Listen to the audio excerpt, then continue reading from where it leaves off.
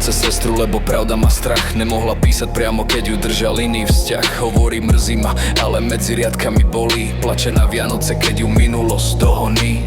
Vraj som jej chýbal, vraj sa hádala s mamou, lebo city sa nedajú vymazať klamom. Vraval som si, drž sa, už to nechá ísť, ale keď zavolá v hlave mi praskala do vysklo krík.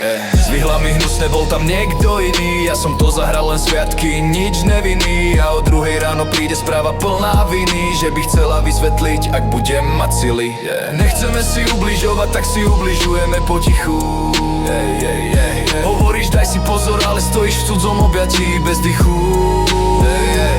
Cesty sa rozišli vraj z nejakých dôvodov, no stále sa stretáme v rovnakých myšlienkových bodoch. Hovorí, že nemala nenávisť, len hnev, že už nechce robiť chyby, lenže chyby sú jej tieň. Chcela ma vidieť, ale vraj to nie je správne, tak ma nechá stať medzi možno a nikdy viac nie. Vraví, záleží mi na tebe a to je najhoršie, lebo to nie je láska, ale ani rozlúčka nie. Radí mi, nech nejazdím rýchlo, nech si dávam bacha, zatiaľ čo ja brzdím city a ona žije bez strachu.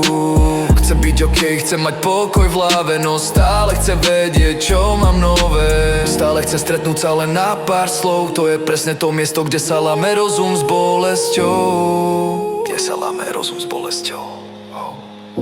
Tetovanie cudzej piesne, raz budem chápať. Ja chápem až príliš, len ty to ešte nevieš pomenovať. Nechceme si ubližovať, tak sa držíme na hrane. Hovoríš už dosť, no nechávaš otvorené dvere.